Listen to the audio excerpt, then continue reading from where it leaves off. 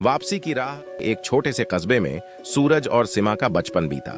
दोनों एक ही गली में रहते थे और बचपन से ही गहरे दोस्त थे। सूरज 19 साल का एक सरल और ईमानदार लड़का था। हमेशा सीमा की मदद के लिए तैयार रहता था। सीमा 18 साल की चंचल और हंसमुख लड़की थी। सूरज के साथ खेलती, पढ़ाई करती थी और हर खुश दुख में उसका साथ देती थी। दोनों का रिश्ता बहुत खास था, लेकिन सूरज के मन में सीमा के लिए दोस्ती से परे भावनाएं थीं, जो वह कभी कह नहीं सका। एक शाम गंगा किनारे सूरज ने हिम्मत जुटाई। उसने सीमा का हाथ थामते हुए कहा, सीमा, मुझे तुमसे कुछ जरूरी बात करनी है। मैं तुमसे बहुत प्यार करता हूं। सीमा ने मुस्कुराते हुए जवाब दिया, मुझे पहले से पता था सूरज, लेकिन तुमसे सुनने का इंतजार था। सूरज की आंखों को सुकून मिला। वह खुद को दुनिया का सबसे खुश इंसान मान रहा था, पर सूरज के सपने बड़े थे। वह अपने परिवार को गरीबी से बाहर निकालना चाहता था। कुछ समय बाद उसे शहर में नौकरी मिल गई। जाते समय उसने सीमा से वादा किया, मैं जल्दी लौटूंगा और फिर हमेशा तुम्हारे साथ रहूंगा। सीमा ने भी प्यार से जवाब दिया, तुम जाओ, मैं तुम्हारे लौटने का इंतजार करूंगी। सूरज शहर चला गया। वहां की चकाचौंध, व्यस्तता और नई जिंदगी ने उसे धीरे धीरे बदल दिया। कामयाबी की दौड़ में उसने सीमा से दूरियां बढ़ा ली। उसकी मुलाकात रीमा नाम की लड़की से हुई।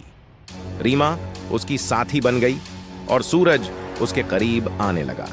वक्त बीतता गया और सीमा के इंतजार की जगह सूरज की जिंदगी में रीमा ने ले ली। गांव में सीमा सूरज के वादे पर भरोसा करती रही। हर दिन वह सूरज के खत का इंतजार करती, लेकिन कोई संदेश नहीं आया।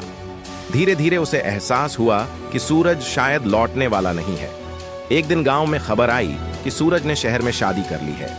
सीमा का दिल टूट गया।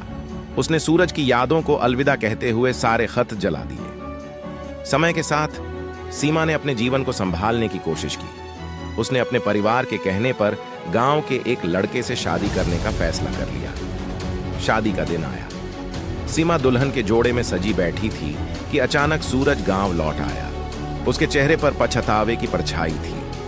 वह सीधे सीमा के पास गया और कहा, क्या तुमने मुझे भुला दिया?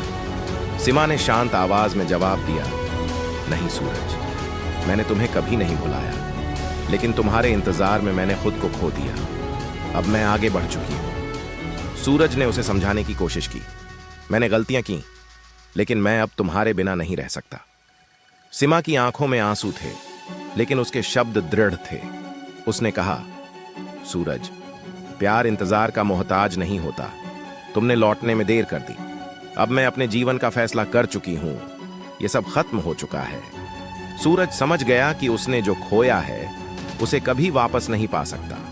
वह बिना कुछ कहे वापस लौट गया। सीमा ने शादी कर ली और अपनी जिंदगी में आगे बढ़ने का फैसला किया, लेकिन गंगा किनारे बैठी वह कभी कभी सूरज की यादों में खोई रही। सूरज की गलती और समय की चोटों ने उसे सिखाया कि प्यार में वक्त की बहुत अहमियत होती है। गंगा की लहरें अब भी उनकी अधूरी कहानी को गुनगुनाती हैं। यह कहानी गांव की एक पुरानी दास्तान बनकर रह गई, जो सिखाती है कि रिश्तों को संभालने के लिए समय पर सही फैसले लेना जरूरी है।